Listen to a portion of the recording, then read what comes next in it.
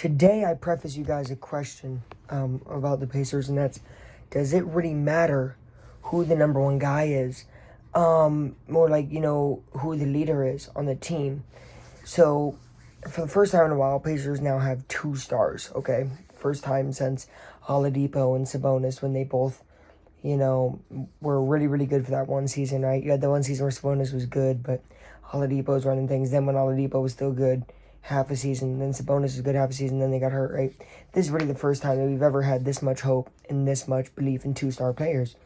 And I've been seeing a ton of Pacer fans almost trying to bash Tyrese, being like, well, Siakam's played better and he's a better player than Halliburton. Halliburton's gone so streaky and da-da-da-da. I don't want to, I just want to say this. Halliburton was playing injured, you could tell. And when he's been playing aggressive these last two games, actually really 3 games, he's starting to get out of his slump.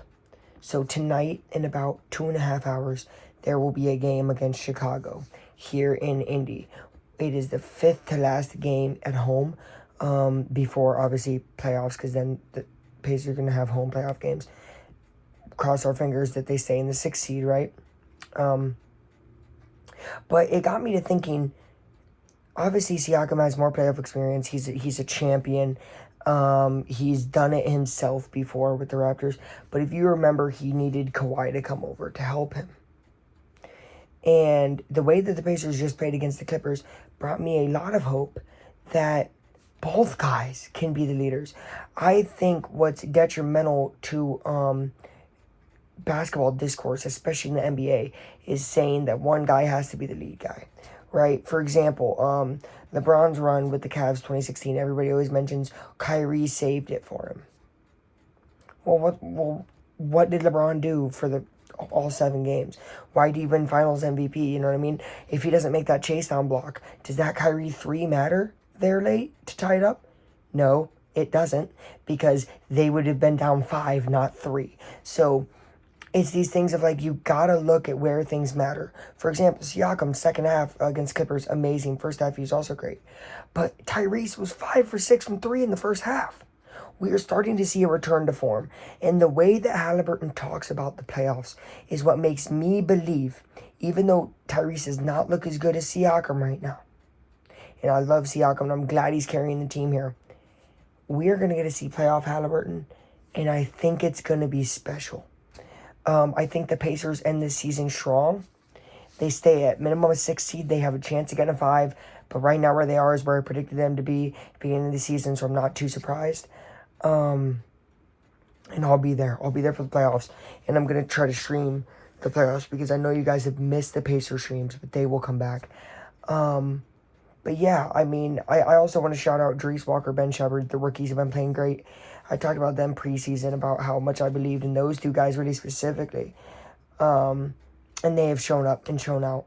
I mean, very efficient minutes from Jarace Walker there in the 3rd and 4th. And Ben Sheppard got a start, and he played so good. So I'm very, very happy with how the Pacers are playing. I think they've elevated their game. Their defense still need work.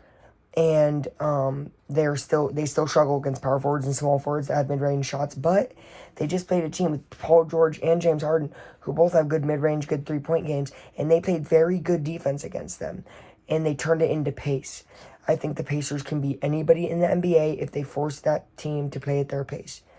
And they force them to play Pacer basketball, period, which means you got to get out in transition and defend the layups and the 3-pointers Pacers are going to shoot. And on the other end, Pacers are going to hustle back.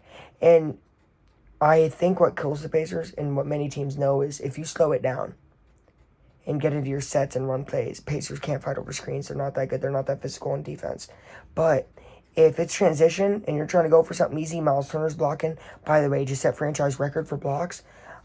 Incredible. I'm very happy about this Pacers team, not just from that Clippers win. I think they get a big win tonight. It's going to be close. It's going to be like a 5-point win, but it's going to feel big because of the way that the Bulls beat the Pacers last time.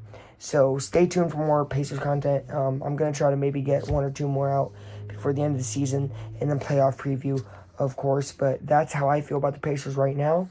And again, Siakam is the leading scorer right now, leading like player really and all that, which is great. But wait for the playoffs, and Halliburton will show the world again why he is known as a superstar. Thanks for watching, guys. Aflac time out.